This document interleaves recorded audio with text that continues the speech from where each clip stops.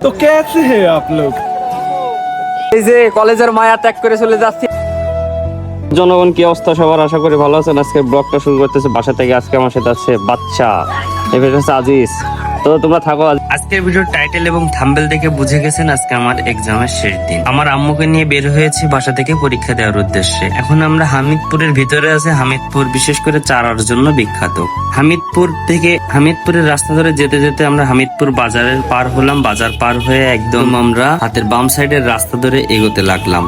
কিছু দূর এগোলেই দেখা মিলল হামিদপুর কলেজের সেই ঐতিহ্যবাহী গেট। গেটের বাইরে থেকে আম্মুর কাছে মোবাইল দিয়ে প্রবেশ করলাম। ভিতরে বন্ধুর ফোন দিয়ে শুট নিলাম। আসলে হামিদপুর কলেজের ভিতরের প্রাকৃতিক দৃশ্যটা আমার কাছে অসাধারণ লেগেছে। আপনাদের কাছে কেমন লেগেছে অবশ্যই কমেন্টে জানাবেন।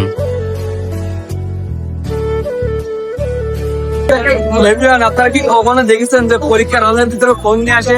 আপনারা হয়তো দেখলেও দেখতে পারেন, আমি অবশ্য দেখিনি। আমার বন্ধু ফাইম কি বলে শুনুন। কি অবস্থা, পরীক্ষার অনুভূতি? তো कैसे हैं आप लोग? আজকে আমাদের কলেজের শেষ সমাপ্তি। এই যে সেই হামিদপুর একাডেমি। এই যে কলেজের মায়া ত্যাগ করে চলে যাচ্ছি। দীর্ঘ 1 মাস থাকার পর এই কলেজ আজকে সাইডে দিচ্ছি। তো দেখা যাক, আসছে বছর আবারও হতে পারে। যদি পাশ করি তাহলে অবশ্যই দেখা হবে আপনাদের সাথে। আর যদি আসছে বছর কি আবার হবে? नो नो नो मेरा फ्रेंड खालिद ভাই কিছু বলো না, মেরা ব্লগ পে বলার নাই। যাই হোক, শেষবারের মতো বন্ধুদের সাথে একটু দুষ্টামি করে ওদের থেকে বিদায় নিয়ে প্রাকৃতিক দৃশ্য দেখতে দেখতে বাসায় চলে আসলাম। তো আজকের ভিডিওটা এখানে শেষ করছি। আল্লাহ হাফেজ এভরিওয়ান।